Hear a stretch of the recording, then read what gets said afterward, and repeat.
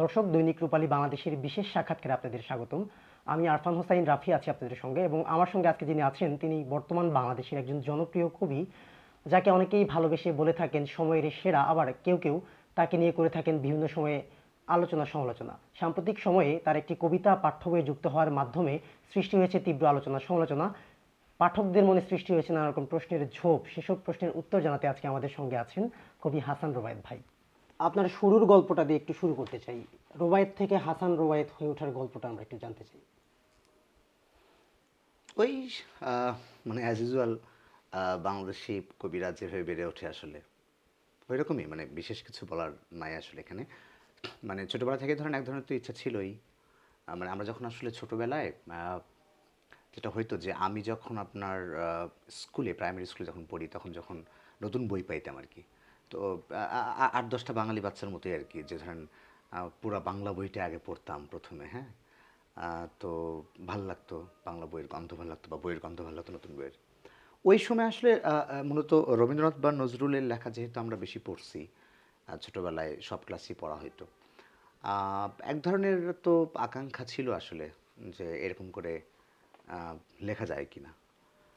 এখান থেকে আমার ধারণা আর কি, যে এটা মানে চলে আসা আর কি। প্রথম কবিতা কি ছিল? মনে নাই। আচ্ছা, এক এক জনের কাছে কবিতার সংজ্ঞা এক এক রকম।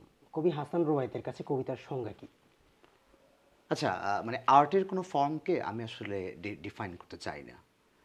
কারণ হচ্ছে যে মানে আমার কাছে আর্টের কোনো ওই ধরনের ডেফিনেশন নাই। আহ, এর প্রধান কারণ হচ্ছে যে আমি নিজেই যেহেতু আমার আর্টের যে চিন্তা, সেটা হচ্ছে আমার নানান সময় এটা চেঞ্জ হতে থাকে। সো একটা নির্দিষ্ট ডেফিনেশন দিয়ে আসলে আর্টকে মানে গণ্ডিবদ্ধ করাটা আমার কাছে খুব ভালো ব্যাপার বলে মনে হয় না আসলে। যার কারণে আমি আর্টকে, মানে কবিতাকে আসলে ডিফাইন করতে চাই না। এটা ক্রিটিকদের কাজ, তারা করুক। কবি হিসাবে আপনি যতটা আলোচিত, ঠিক ততটাই সমালোচিত। সমালোচনাকে আপনি কিভাবে দেখেন? শুরুর দিকে সমালোচনা মনে হয় একটু খেয়াল করতাম, এখন আর করি না। মানে আপনি আসলে ঠিক কোন ধরনের সমালোচনার কথা বলতে চাচ্ছেন সেটা আমার শিওর হওয়া উচিত। মানে সমালোচনা অনেক ধরনের হয়। একটা হচ্ছে আপনার যে একটা টেক্সটকে নানানভাবে ধরেন যেটাকে বলে হচ্ছে এক্সপ্লেইন করা, মানে নানানভাবে ব্যাপারটাকে দেখা। আরেকটা হচ্ছে ধরেন নিন্দাবন্ধ করা। হ্যাঁ, তা আপনি কোন সমালোচনার কথা বলতে চাচ্ছেন আসলে? নিন্দামন্দ শব্দটা হাসান রোবায়েতের সাথে যায় না, যতটুকু জানি।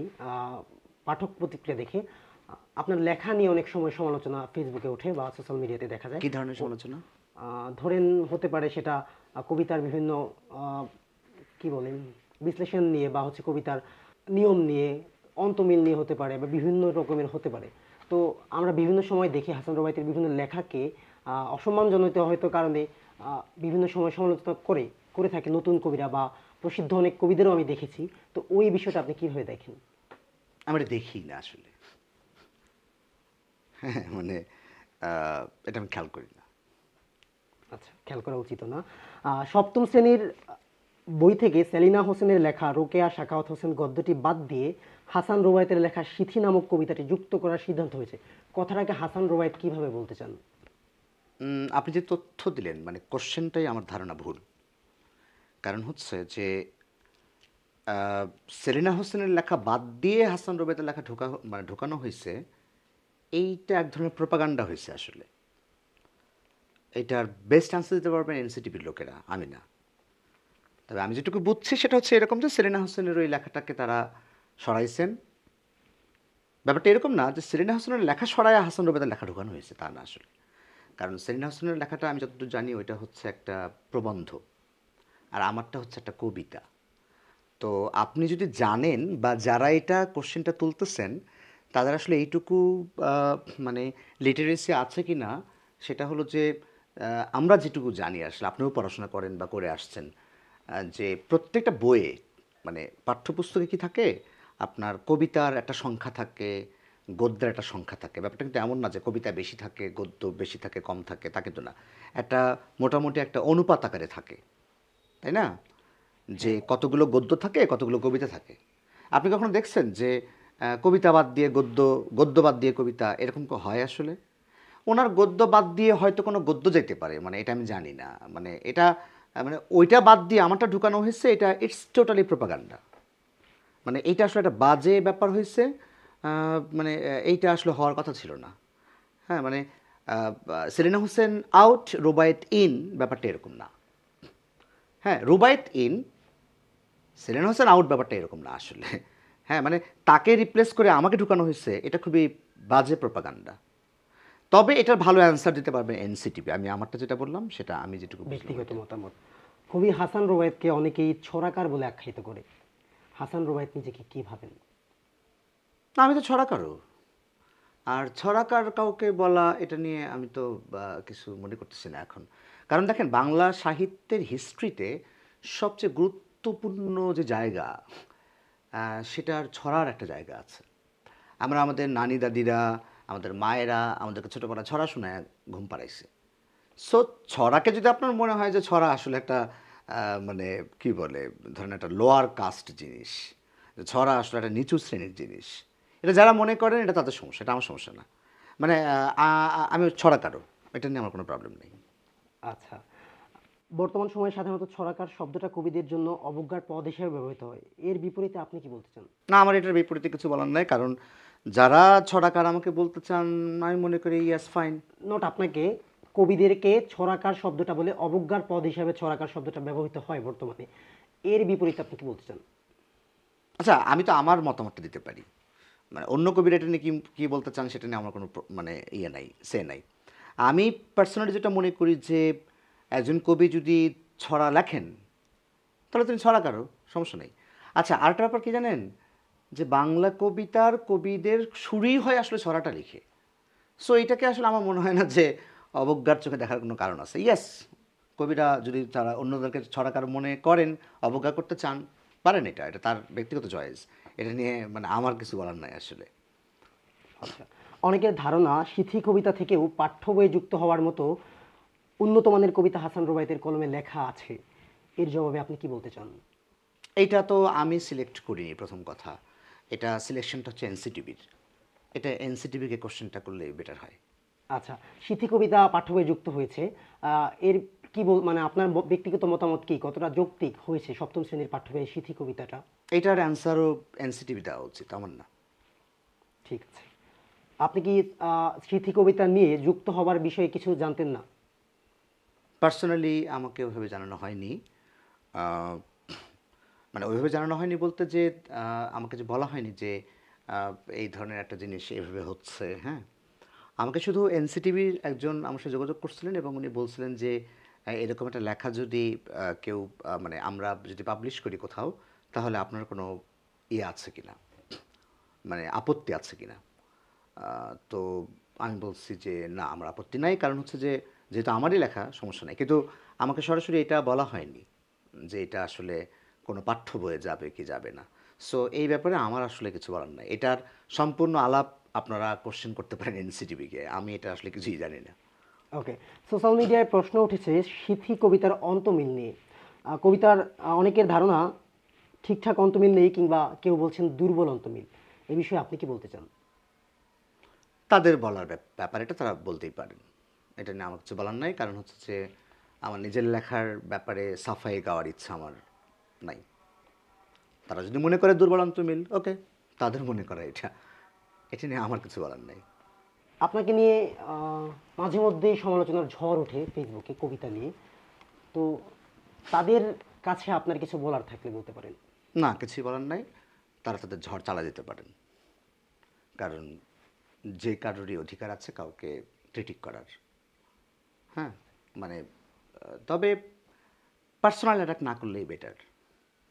ধরেন আমার ব্যক্তিগত জীবন নিয়ে, আমার ইচ্ছা অনিচ্ছা এই সমস্ত ব্যাপার নিয়ে আমাকে অ্যাটাক করলে আসলে, মানে মানুষকে যদি অ্যাটাক করা হয় তার ব্যক্তিগত জায়গা থেকে, এটা মনে হয় বাজে।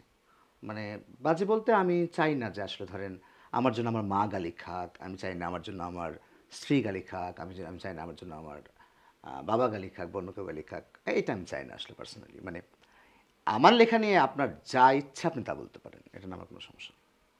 আচ্ছা, আমি আপনার শৈশবের গল্পটা একটু জানতে চাই, যে কিভাবে কাটতো হাসান রুবায়েতের শৈশব? আসলে এটা তো অনেক দীর্ঘ ব্যাপার। মানে ১-২ বাক্যে তো আসলে এগুলো বলা মুশকিল। মানে এগুলোর জন্য আসলে আমার মনে হয় আ আলাদা করে কথা বলা উচিত। কারণ শৈশব ব্যাপারটা আসলে এমন, ধরেন এটাকে আপনি এক বাক্যে বলতে পারবেন না। হুম? ওই ৮-১০ টা বাঙালি ছেলের যেভাবে কাটতো, গ্রামের একটা ছেলে যেভাবে কাটতো। আমি তো গ্রামের ছেলে। আ আমি গ্রামে থাকছি, শহরে থাকছি, আবার গ্রামে গেছি, আবার শহরে আসছি। আ তো সবকিছু মিলায় আসলে ধরেন ওই আ একটা গ্রামের ছেলে যেভাবে শৈশব কাটে বা একটা গ্রামের ছেলের বাবা-মাকে ছাড়া যেভাবে শৈশব কাটে, সব ধরনের এক্সপেরিয়েন্স আমার আছে আসলে। সো আমার মনে হয় যে এগুলো নিয়ে আমার দীর্ঘ কথা বলা যেতে পারে। সেটা আসলে আমার মনে হয় না যে এখানে বলার খুব একটা ইয়ে আছে আরকি, স্পেস আছে। ওকে। নব্য লেখকদের প্রতি আপনার কোনো নিবেদন থাকলে বলতে পারেন। না, আমার নতুন লেখকদের কাছে আমার কোনো মানে বলার কিছু নাই। বরং তারা কি লিখছেন, তারা কি লিখবেন, আমি খুব গুরুত্বের সাথে সেগুলো আসলে দেখি বা পড়ি এবং পড়ার ট্রাই করি। কারণ তারাই আসলে আসল লেখাটাই লিখবেন। সুতরাং মানে আমার তাদেরকে দেওয়ার মতো কোনো মানে কি বলে পরামর্শ, এই সাহস আমি করি না। কারণ যে কোনো নতুন লেখকই তার জায়গা থেকে সে আসলে নতুন চিন্তা করে। সো আমি তার চিন্তাকে কোনোভাবেই মানে বাধাগ্রস্ত করতে চাই না, ১। ২, আমি বরং তার কাছ থেকে তার পরামর্শটা শুনতে চাই। যে সে আসলে তার মানে কবিতা নিয়ে কী ভাবে? আমার এখানে বলার কিছু নাই। সবশেষে যে প্রশ্নটা রাখতে চাই আপনার কাছে, হাসান রুবাইতের প্রিয় কবি কে এবং প্রিয় কবিতা কোনটি? এগুলো খুবই টিপিক্যাল কোয়েশ্চেন। প্রিয় কবি কে? প্রিয় কবি মানে একজন কবির আসলে মানে একজন পাঠকের আমার মনে হয় না যে একজন কবি প্রিয় থাকে। একটা লেখা প্রিয় থাকে। হ্যাঁ? আ শত, শত কবির কবিতা পড়ছি আমি। বাংলা ভাষা থেকে শুরু করে সারা দুনিয়ার যে ধরনের কবিতা পাইছি হাতের কাছে, হ্যাঁ? আ সেটা অনুবাদে হোক, ইংরেজিতে হোক, মানে আমি পড়ার ট্রাই করছি। আমি প্রচুর কবিতা পড়ছি জীবনে। মানে কবিতার বাইরে আসলে আমার অন্য কিছু পড়া একদমই নাই। মানে অন্য কিছু আমি পড়িনি বললেই চলে। মানে আমি ওই বিষয়ে নাদান। তো এইজন্য আসলে আমি একজন কবির নাম এটা বলা আসলে মানে খুবই বাজে হবে। কারণ হলো আমার আসলে প্রচুর অনেক প্রিয় কবি আছেন। সেক্ষেত্রে প্রিয় কিছু কবির নাম যদি একটু মেনশন করতেন। এইগুলো না আসলে আমার মনে হয় যে ইনস্ট্যান্ট বলা একটু মুশকিল, হ্যাঁ? যেমন ধরেন আমার এই মুহূর্তে মানে এটা কিন্তু এমনও হতে পারে যে আগামীকাল যদি আপনি আমার কাছ থেকে এটা শুনতে চান, আরো নাম ভিন্ন হতে পারে। অর্থাৎ আমার এখন মনে যা আসতেছে আমি তাই বলতেছি। দ্যাট মিনস এটা না যে এরাই আমার সবচেয়ে প্রিয় কবি। তো আমি যদি বাংলা ভাষায় চিন্তা করি তাহলে আমার প্রিয় কবিদের একজন বা কয়েকজন আসলে মধ্যযুগের কবিরা। বরুচন্ডী দাস, হুম? বা আরো যদি পিছনে যাই তাহলে অবশ্যই চর্যাপদের কবিরা, মঙ্গল কাব্যের কবিরা, ময়মনসিংহ গীতিকার কবিরা। বাংলা ভাষায় হচ্ছে তারপর ধরেন যে ভারতচন্দ্র রায়গোনাকর। মানে এই যে সিলসিলাটা এটা হচ্ছে আমার সবচেয়ে মানে গুরুত্ব জায়গা দিয়ে আমি এদেরকে পড়ি আসলে। সো তারা আমার সবচেয়ে প্রিয় কবিদের মধ্যে একজন। দেশ বিদেশে আরও অনেক কবি তো আছেন, এতে তো কোনো সন্দেহই নাই। আহ, আর আমার প্রিয় কবি আসলে যদি ওভাবে বলতেই হয়, আমি ধরেন আছে মানে অনেকেই হয়তো বলবে যে জীবনানন্দের নাম, জীবনানন্দ আসলে ধরেন আমার খুবই প্রিয় কবি। কিন্তু জীবনানন্দ থেকে আরও পরের দিকে বা আরও আগের দিকের কবিদেরকে আমি বেশি প্রেফার করি পড়তে। তবে জীবনানন্দ আমার মানে প্রিয়তম কবিদের একজন আসলে।